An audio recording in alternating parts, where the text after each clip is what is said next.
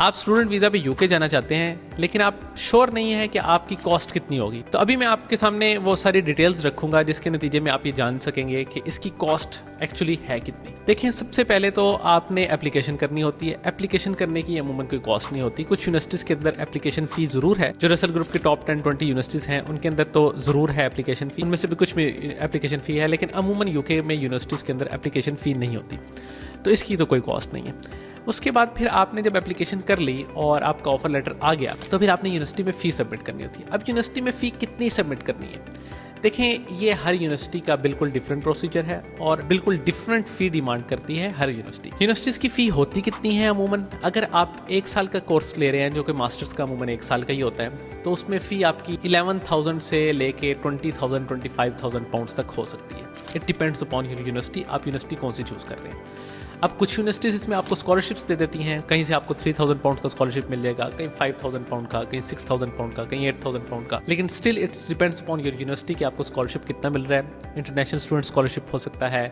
फिर merit based scholarship हो सकता है, फिर रीजनल स्कॉलरशिप हो सकता है, या अगर आप पाकिस्तानी स्टूडेंट्स हैं तो कुछ यूनिवर्सिटीज़ पाकिस्तानी स्टूडेंट्स को स्कॉलरशिप्स देती हैं, वो स्कॉलरशिप हो सकता है। तो कोई भी स्कॉलरशिप हो सकता है। उस स्कॉलरशिप के बाद आपकी फ़ी जितनी भी रह जाती है, अब उसमें से कितना पे करना है। अब देखें, ये तो है मास्टर्स के स्टूडेंट्स की।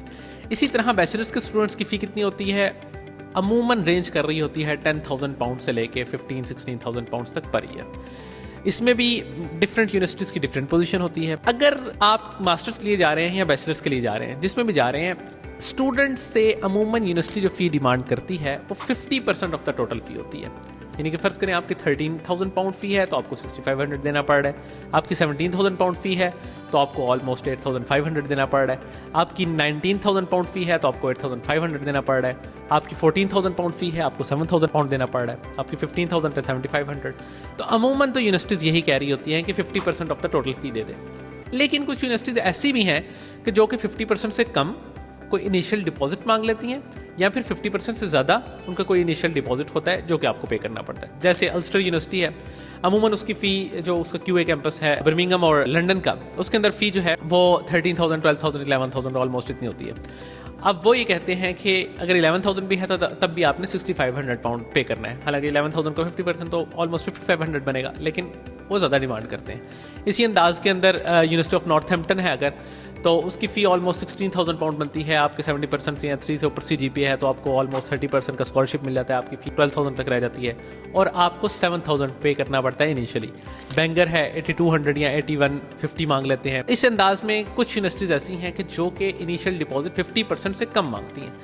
नॉर्थहैम्पटन यूनिवर्सिटी है 3,000 पाउंड इनिशियल डिपॉजिट रिक्वायर करती है। यूनिवर्सिटी ऑफ वेस्टमिनिस्टर है 4,000 पाउंड इनिशियल पेमेंट रिक्वायर करती है। यूनिवर्सिटी ऑफ स्ट्रेथक्लाइड है 4,000 पाउंड इनिशियल डिपॉजिट रिक्वायर करती है। आपके पास स्टर्लिंग यूनिवर्सिटी है 6,000 पाउंड इनिशियल पेमेंट रिक्वायर करती है। यूनिवर्सिटी ऑफ सफिक है 3,000 इनिशियल पेमेंट रिक्वायर करती है। यूनिवर्सिटी ऑफ एसेक्स है 2,000 पाउंड इनिशियली आपसे डिमांड करती है।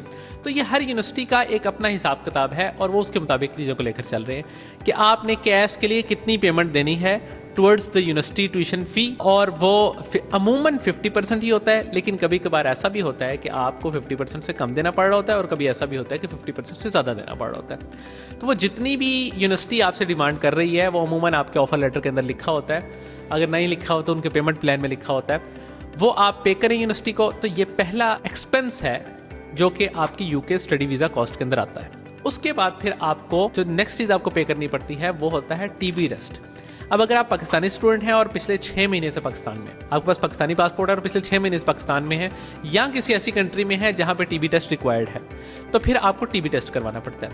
अब कुछ सेंटर्स ऐसे हैं जहां से ये TB टेस्ट 12,000 रुपीज़ का हो जाता है और कुछ सेंटर्स ऐसे हैं जहां से ये TB टेस्ट 15,000 रुपीज़ का होता है। तो ये दूसरी कॉस्ट है जो कि आपके स्टूडेंट वीज़ा के अंदर आती है। फिर उसके बाद जब आप वीज़ा एप्लीकेशन कर लेते हैं तो वीज़ा एप्लीकेशन करने के बाद आपको हेल्थ इंश्योरेंस पे करना पड़ती है और उसके बाद आपको वीज़ा फ़ी पे करना पड़ती है। हेल्थ इंश्योरेंस कितनी होती है? अब ये मास्टर्स के स्टूडेंट के लिए अगर 1 ईयर का कोर्स है तो ऑलमोस्ट 730-740 तक जारी होती है।